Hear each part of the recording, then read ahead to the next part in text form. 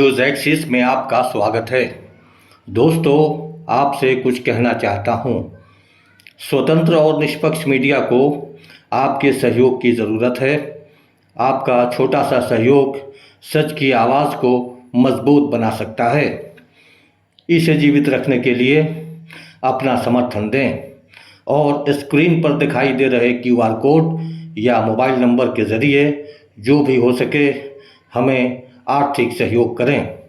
आइए अब खबर की तरफ चलते हैं।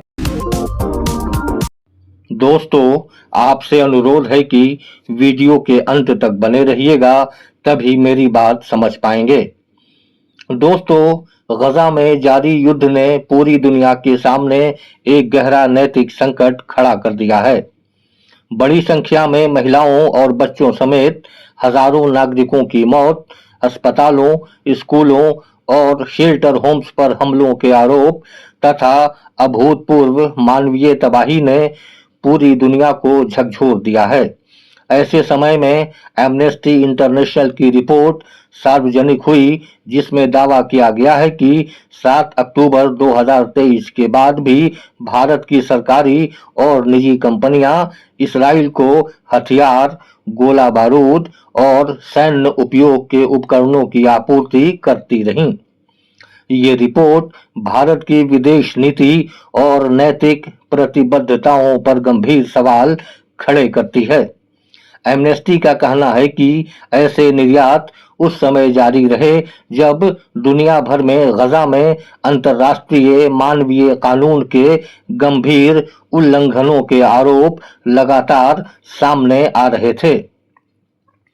भारत सरकार इन आरोपों से सहमत नहीं है और उसका कहना है कि सभी रक्षा एवं डुअल यूज निर्यात भारतीय कानूनों और नियामक प्रक्रियाओं के अनुरूप किए गए हैं।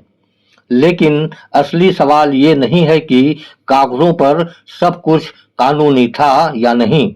असली सवाल ये है कि जब दुनिया के सामने बच्चों की लाशें, मलबे में तब्दील अस्पताल और भूख से तड़पते लाखों लोग दिखाई दे रहे हों, तब क्या केवल कानूनी औपचारिकताओं का हवाला देकर नैतिक जिम्मेदारी से बचा जा सकता है? भारत स्वयं को महात्मा गांधी की अहिंसा, बुद्ध की करुणा और वसुधैव कुटुंबकम की परंपरा का वाहक बताता है। भारत दशकों तक फिलिस्तीन के अधिकारों का समर्थक रहा है।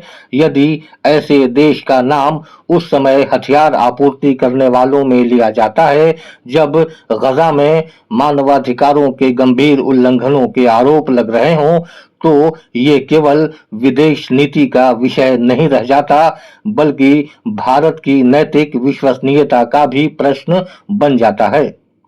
यदि किसी भी हथियार, गोला बारूद या सैन्य पुर्जे का उपयोग निर्दोष नागरिकों के खिलाफ होता है, तो निर्यात करने वाले देशों की जिम्मेदारी पर सवाल उठना स्वाभाविक है।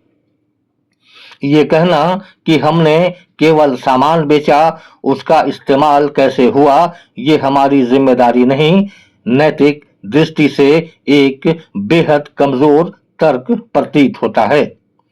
इतिहास ने बार बार साबित किया है कि युद्धों में केवल बंदूक चलाने वाले ही नहीं, बल्कि उन्हें हथियार उपलब्ध कराने वालों की भूमिका पर भी सवाल उठते रहे हैं।